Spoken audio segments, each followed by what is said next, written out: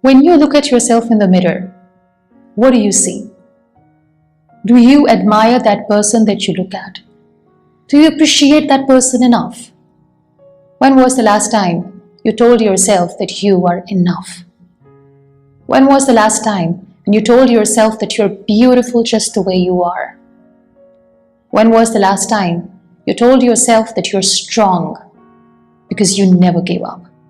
And if I asked you to name all the things that you love, how long would it take for you to take your name? The conversations that we have with ourselves when there is no one around, when we are looking at ourselves in the mirror, without filters, without makeup, just you with yourself. Those conversations are the most authentic, meaningful, profound, and life-changing conversations that you will ever have with anyone in your entire life. But here is the question. Are those conversations worth listening? Are those conversations meaningful enough? One of the most difficult things you will ever experience is to appreciate and admire yourself when you are at your worst. We all have been through those moments. I've been through that moment too, and I'll share that with you.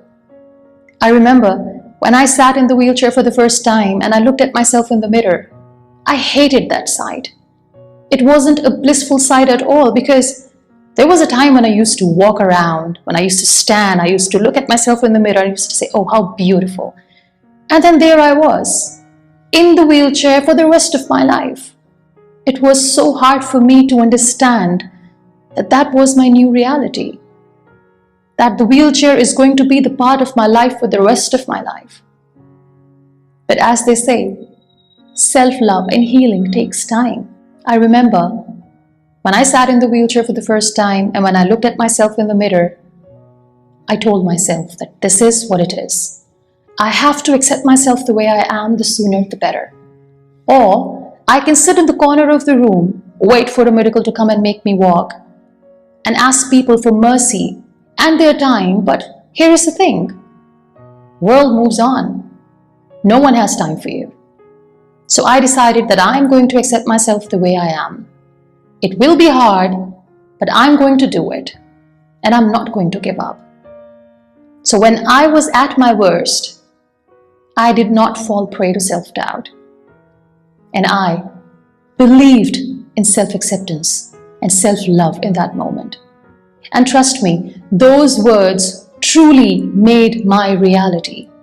The words that I used for myself became my own reality. I have always talked about self-love, and a lot of people ask me that, how do you define self-love? I always say that love yourself, but don't fall in love with yourself, and there's a huge difference between the two. I'll tell you how.